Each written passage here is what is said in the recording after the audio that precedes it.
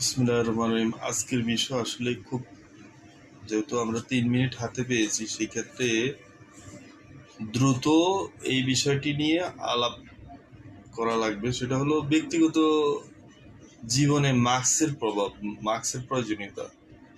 Mask করোনার সময় যে পরিমাণ মানুষ ব্যবহার করছে, সেই পরিমাণ মানুষ এখন আর মাস্ক ব্যবহার করে না। কিন্তু মাস্ক যে আমাদের একটা সুরক্ষার কবচ, সেই সংক্রান্ত ব্যাপারে আমরা কিছু অভিজ্ঞতা শেয়ার করব। মাস্ক আপনার বাতাসে যে ধূলিকণা যেই পরিমাণ বয়ে বেড়াচ্ছে, এটি অতি সূক্ষ্ম থেকে সূক্ষ্ম, যা চোখে অনেক সময় দৃশ্যমান হয় না। সে অদৃশ্যমান ধূলিকণাগুলোকে আপনার মাস্ক প্রোটেকশন করে। এছাড়া অনেক ধরনের বায়ুতে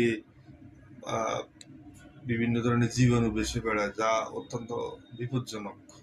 যেমন মাইক্রোস্কোপটি যদি আমরা দেখি, যে মাইক্রোস্কোপে যদি আমরা দেখি, সেই ক্ষেত্রে আমরা দেখব অনেক জীবাণু আপনার নাক দিয়ে ঢুকছে, আবার বের বডি তার অ্যান্টিবডি প্রোটেকশনের কারণে সেটা বের হয়ে যাচ্ছে।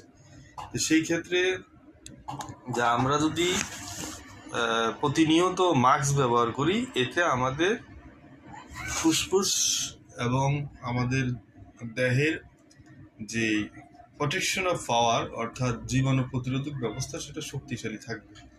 কারণ মাস্ক শুধুমাত্র যে বায়ু ধূলিকণা বা দূষিত পদার্থ ইত্যাদি রোধ করে, মাস্ক এমন একটা বিষয় যেখানে বড় বড় মহামারী, বিশেষ করে মাল্টিড্রাগস, টিবি, যক্ষা, জায়গাতে যক্ষা আছে, যক্ষার জীবাণু, এছাড়া হাসি কাশি জনিত যে জীবাণুগুলো বাতাসে ভেসে বেড়ায়, তাদেরকে প্রতিরোধের জন্য একমাত্র মোক্ষম অস্ত্র হলো মাস্ক। আমরা যখন হসপিটালে বা বিভিন্ন রুগী দেখতে যাই, তখন শরীরে এক ধরনের পোশাক পরে, সেই পোশাক প্লাস মাস্ক পরে সেই রুগীকে দেখতে যাওয়া লাগে। তো সেই রুগীকে দেখতে গেলে আপনি যেহেতু আপনার নিজেকে প্রোটেকশন দিয়ে যাচ্ছেন, সেটা আপনার জন্য যেমন নিরাপদ, ওই রুগীর জন্য নিরাপদ। পরিশেষে আমরা আশা করব যে আজকের এই সংক্ষিপ্ত আলোচনায় মাস্কের গুরুত্ব আপনাদের সাথে শেয়ার করার জন্য। আশা করি প্রত্যেকেই সবসময় মাস্ক পরার চেষ্টা করব। আসসালামু আলাইকুম।